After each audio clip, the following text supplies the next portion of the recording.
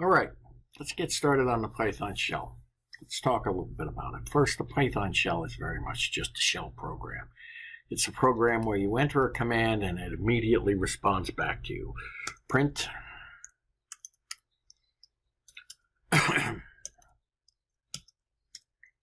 hello, Eddie. It immediately responds back to you. So that's the Python shell. You can open the Python shell by going down to the command line and typing in the search bar and typing in py. You can go out to Python and use the drop-down menu right here. And where is Python? I got 3.7, so just open up the Python shell right here. Bingo, bango, and beads, you've got a Python shell. Now, the interesting thing about it is these two Python shells are two different shells. Every time you open up a shell, it builds its own environment.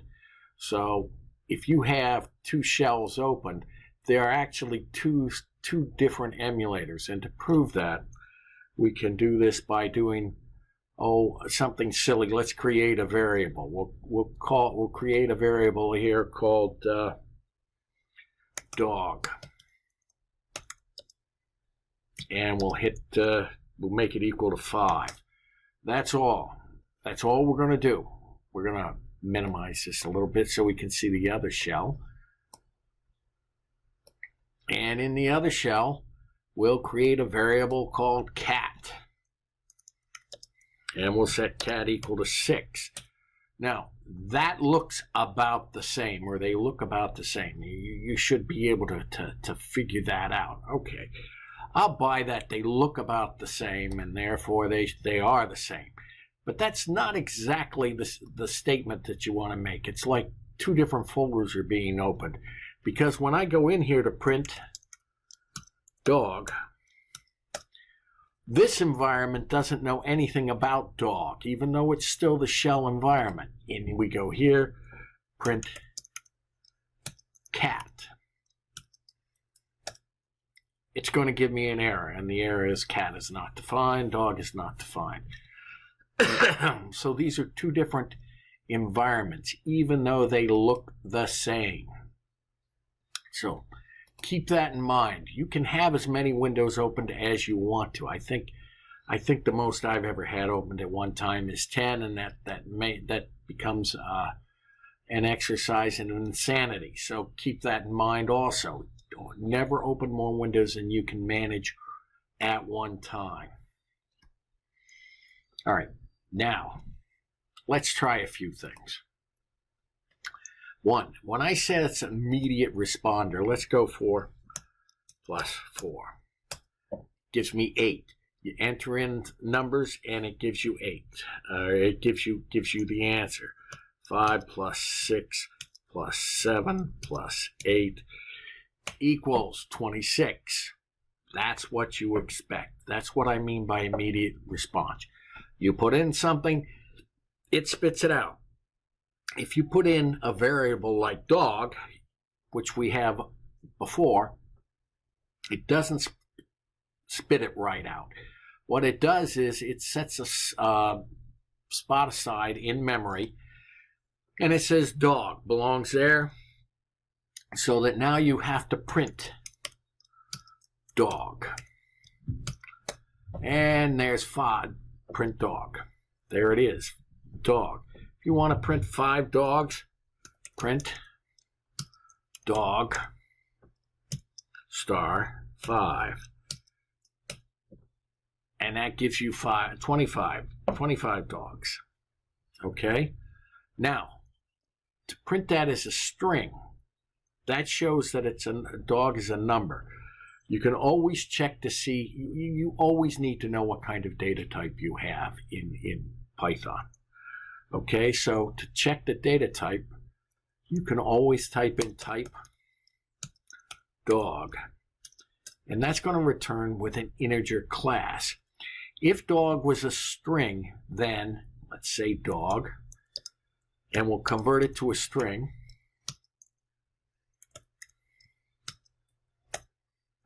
Then when we enter the print dog times 5, we get 5, 5, 5, 5, 5, because it considers a string, which is a different data type. You have several different data types.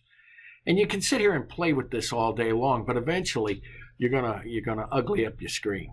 We'll worry about that a little bit later on.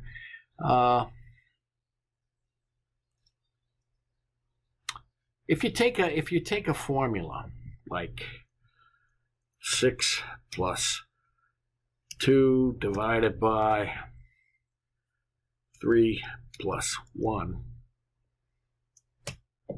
it's 7.6666 or something like that. I mean, that's sort of kind of right, but that's not really right, because what you really want to write down is, let's see, am I frozen? Yes. What you really want to write is 6. Come on, freeze that screen. There it is. You really want to write 6 plus 2 divided by 3 plus 1, which is totally different, because that works out to 2 plus 1, which is 3. So you have to write something out like that in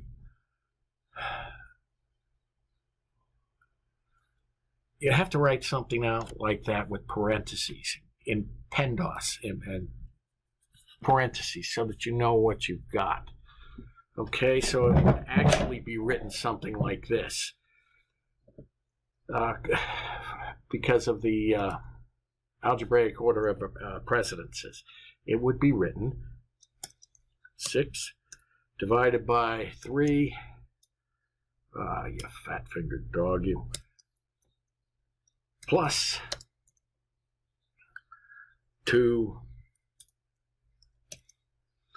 divided by 1, and it's 4. So that's how your mathematical function works out. You have to make sure that you know what you're looking at when you convert it. A good example is the formula for converting a temperature. It reads, if you've got Fahrenheit, it reads 32 times, right now it's what's my temperature say? Look at this silly thing. It's 75 degrees. 32 times 75 minus 32 degrees Fahrenheit. Oh, now it's 75 degrees Fahrenheit. See, you can use the back keys to fix your problems. I'm not thinking right now, because I'm trying to do too many things at one time. I'm trying to debug and work this out at the same time, and that's a difficult task to do. But I have to make these videos, so that's it. And that gives me 57 degrees Fahrenheit. I don't know if that's right or wrong, but I know I can go up here with an up arrow and insert parens so that I can do my math, check my math, and then do it again. No, it's 28.88 degrees Fahrenheit or centigrade. I think the second one is more correct than the first one. These are things you have to keep in mind, folks. Algebraic order of precedence is a big deal. So in order to get the right answer, you have to be able to do it. Okay, let's see. You have to learn to work with the Python shell. You can't live in a world of not working with the Python shell. That's just the way it is. Some things you might find handy. Cleaning your screen. This screen is getting all buggered up. I have seen people who have worked with screens that just are a complete mess because they've had so many commands they've entered in and they've lost track of where they are and they go scroll madness. We're not going to go scroll madness. We're going to import OS, and then we're going to clean our screen by issuing an OS command. OS system.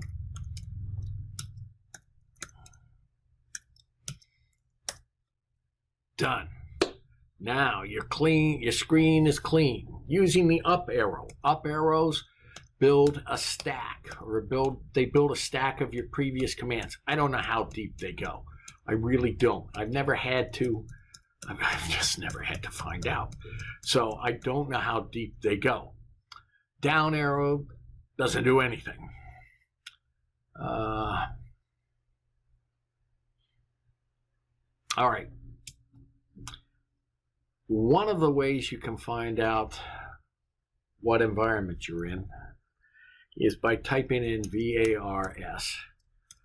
And then this tells you exactly what environment you're in because it tells you the variables that you built in this environment. Like here I built in app data from the OS.